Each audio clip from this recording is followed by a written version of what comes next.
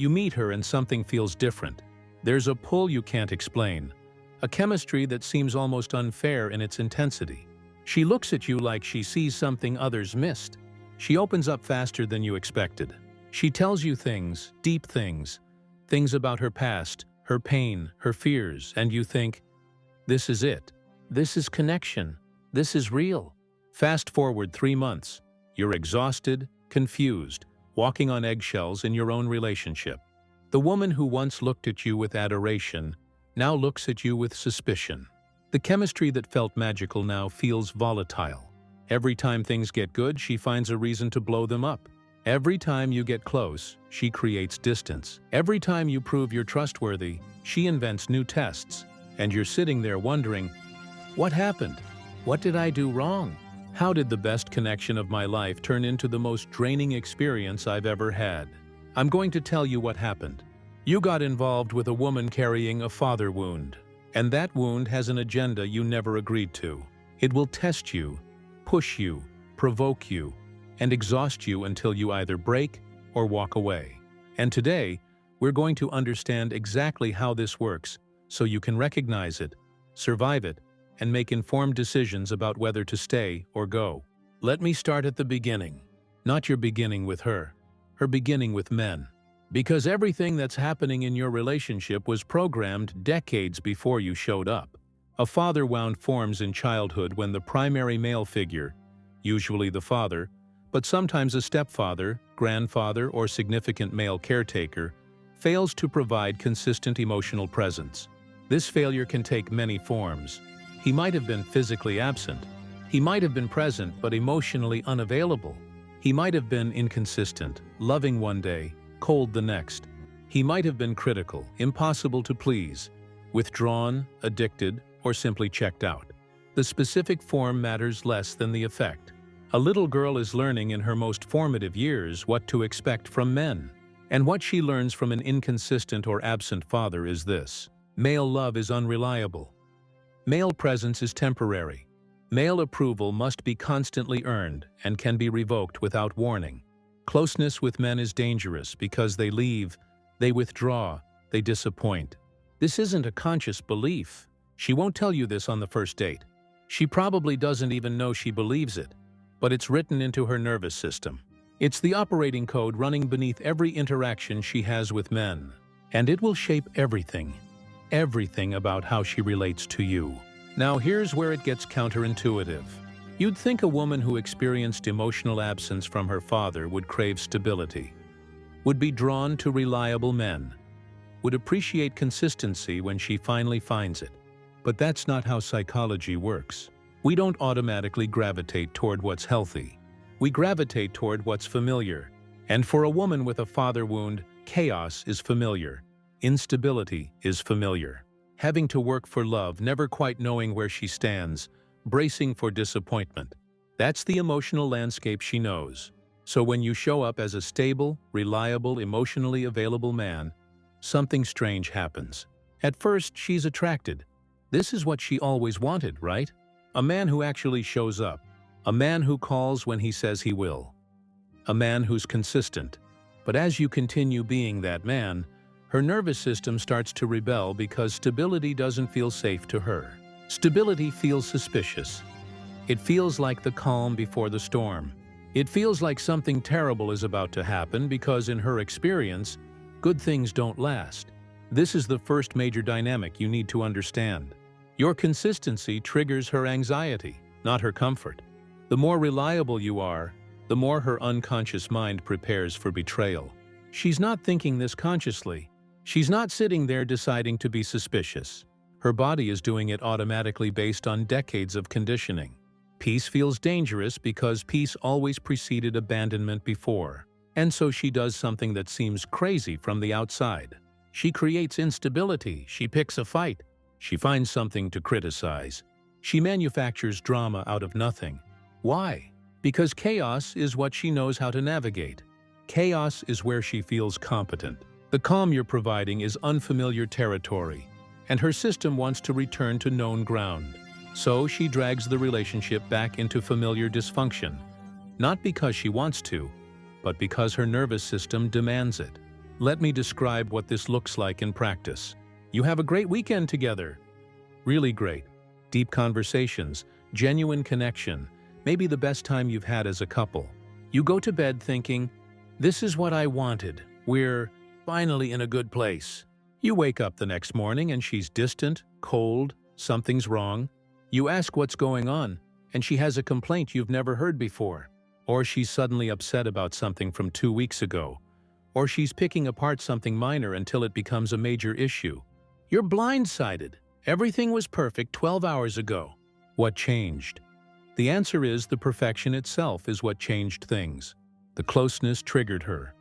The good feelings activated her fear that good feelings don't last, and her system responded by creating distance before the inevitable disappointment could arrive. She's not trying to hurt you.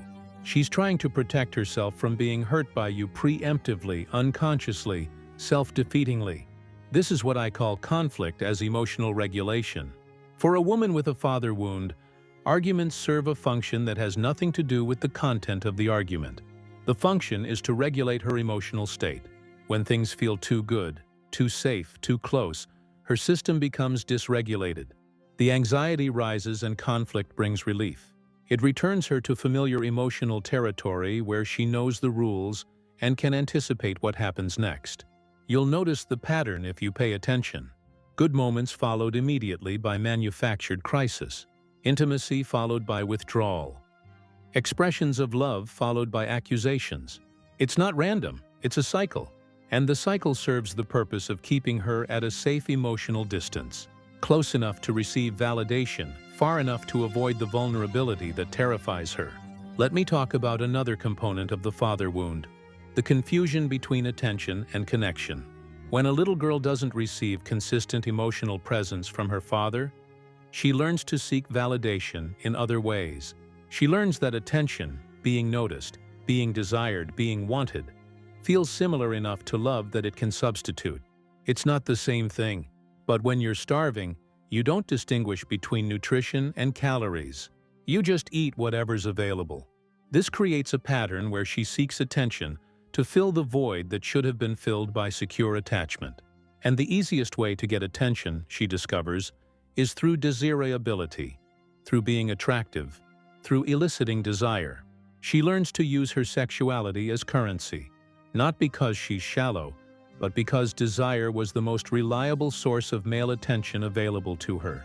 Her father might not have shown up emotionally, but boys and men definitely noticed when she was attractive. So she develops a relationship with intimacy that's more about validation than connection. Physical closeness becomes a way to feel wanted. Sex becomes proof that she has value. But here's the problem: desire isn't love. Wanting someone's body isn't the same as wanting their heart. And a woman who confuses these things ends up in a cycle where she uses physical intimacy to feel temporarily secure, but never builds the actual emotional safety that would make her genuinely secure. You'll see this in the relationship. Physical intimacy might be intense. The chemistry might be off the charts. But there's a transactional quality to it that's hard to name. It's not just about pleasure or connection. It's about something she needs from the interaction that goes beyond the physical. She's trying to fill a hole that sex can't fill. And no matter how often you're intimate, the hole remains because the hole was never about you. It was carved years ago by someone who should have made her feel valuable without requiring anything in return. Here's another pattern: using physical intimacy to smooth over conflict after a fight. Maybe a fight she started. Maybe one that you're not even sure how it began. She wants to be close. She initiates, and in the moment it feels like resolution. We're okay. You think we made up? But nothing was actually resolved. No conversation happened. No understanding was reached. The conflict was just papered over with intimacy. And sure enough, a week later, the same issue returns because it was never addressed. The closeness created an illusion of repair while leaving the actual damage intact. This isn't conscious manipulation. It's a learned pattern. She discovered somewhere along the way that physical intimacy could diffuse tension without requiring the harder work of emotional repair. It's a shortcut that feels effective but leads nowhere. You'll cycle through the same conflicts endlessly because they're never actually resolved, just temporarily forgotten. Let me talk about the bigger pattern, the repeating cycle that becomes the entire relationship. Short bursts of connection followed by longer periods of tension. Breakups and reconciliations that start to feel scripted. The same arguments appearing like seasons, predictable and unavoidable. You're not growing together, you're looping. Every few weeks you end up in the same place you were before. Different surface content, same underlying dynamic, and you start to wonder if anything will ever actually change. The answer without intervention is no, because the pattern isn't about the specific issues you're fighting about. The pattern is the manifestation of her unresolved wound. The issues are just props. If you resolved every single complaint she has, new complaints would appear. Because the complaints aren't the point. The instability is the point. The cycle is the point. It's the only relationship structure her nervous system knows how to maintain. Here's something men struggle with in these relationships: the disconnect between words and behavior. She says all the right things. She tells you she loves you. She apologizes after fights. She makes promises about the future. She expresses desire to change. And she might genuinely mean all of it in the moment. But her actions tell a different story. The same patterns keep appearing. The same dynamics keep playing out. The behavior doesn't match the words. This is where men get stuck because the words are so convincing. The apology sounds sincere. The promise sounds real. And you want to believe it because you care about her. And you remember how good things were at the beginning. So you give another chance and another. You invest more, hoping that this time the words will become actions. But patterns are more honest than intentions. What someone does consistently reveals their actual capacity far more accurately than what they say. Occasionally want to address something about men now because it takes two to create this dynamic, and some men are uniquely susceptible to it. Some men are drawn to women with father wounds not despite the chaos, but because of it.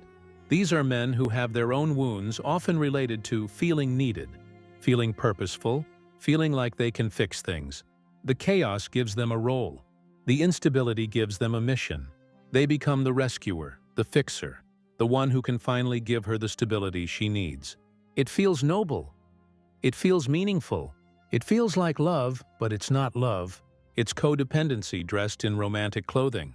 The man who's drawn to fix a wounded woman is often avoiding his own work by focusing on hers.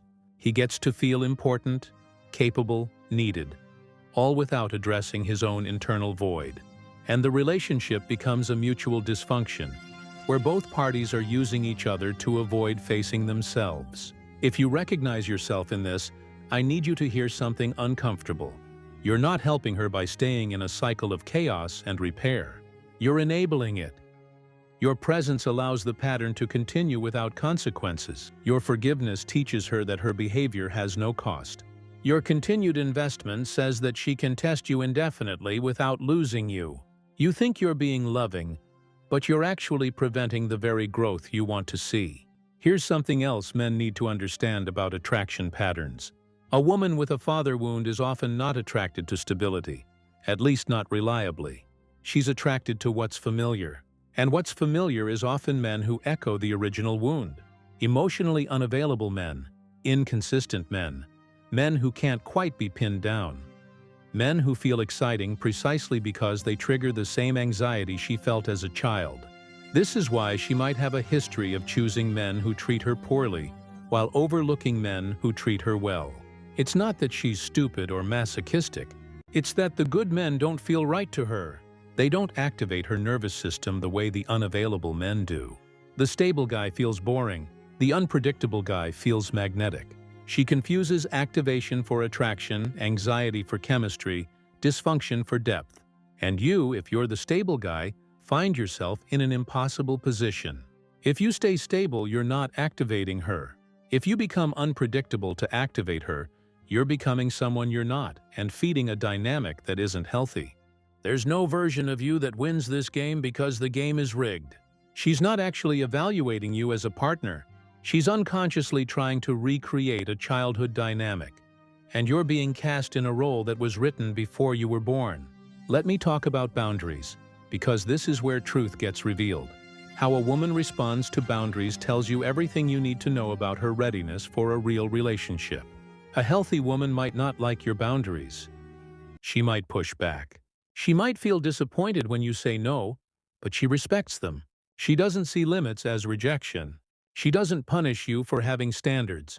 She adjusts, even if reluctantly, because she understands that two individuals building a relationship will necessarily have points of friction that require negotiation.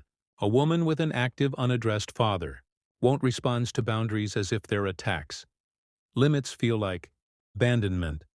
No feels like rejection. Your attempt to maintain self-respect is experienced as withdrawal of love. And she retaliates. She might rage. She might withdraw. She might escalate until the boundary breaks. She might cry until you cave. She might threaten implicitly or explicitly that the relationship can't survive your insistence on having standards. This is critical information because here's what it tells you.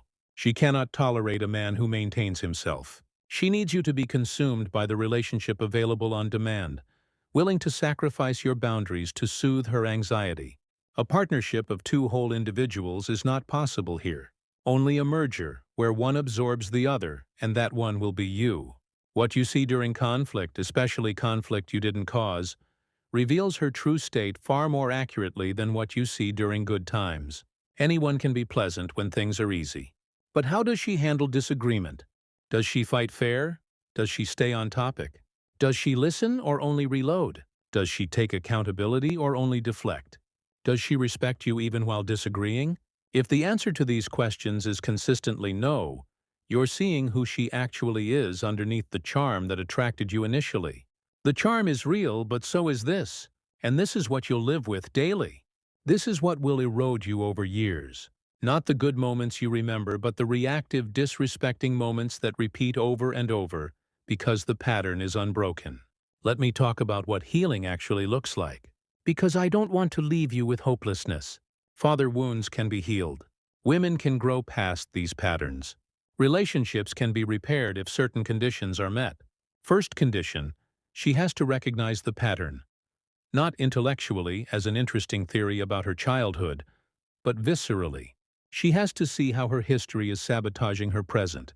This recognition usually comes through significant pain, a relationship collapse, a moment of clarity, feedback she can't dismiss. Until she sees the pattern operating in her own life, no amount of your explaining will change anything. Second condition, recognition has to lead to behavior change. This is where most people get stuck. They have insight. They understand their patterns. They can explain their childhood trauma in eloquent detail, but nothing changes. They still react the same ways, choose the same partners, repeat the same cycles. Insight without behavior modification is just sophisticated self-awareness. It's not healing. Healing is visible. It looks like choosing differently, even when the old pattern is calling. It looks like catching the reaction before it escalates and making a different choice. It looks like tolerating the anxiety of stability rather than fleeing into familiar chaos. It looks like staying present during conflict instead of detonating. It's not about explanations. It's about different actions repeated consistently over time until the new pattern overwrites the old one. Third condition, structure matters more than insight. You can't think your way out of a father wound. The patterns are stored in the nervous system, not the prefrontal cortex. What changes them is repeated corrective experience. Moments where the old pattern is triggered, but a new response is chosen. This often requires support, therapy, accountability, practices that create structure around the chaos. A woman who says she's working on herself but has no structure for that work is just talking. Ask what specifically she's doing. Is she in therapy? What kind? How often? What practices is she implementing between sessions? What support systems does she have? The absence of structure suggests that working on myself is more identity statement than actual work. Now let me be direct about what this means for you. You cannot heal her. I know you want to.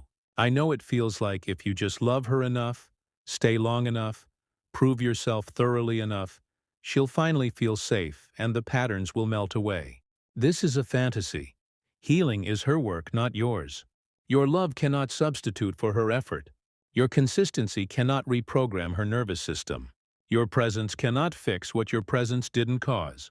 What you can do is decide whether you're willing to be in relationship with someone actively in process, someone who's genuinely doing the work, making visible progress, taking responsibility for their patterns. That relationship is difficult, but potentially viable. The wounded person is still wounded, but they're moving in a direction. What you cannot survive is being in relationship with someone who has the wound, but isn't addressing it, who explains the pattern but doesn't change it, who promises growth but delivers only repetition. That relationship will drain you.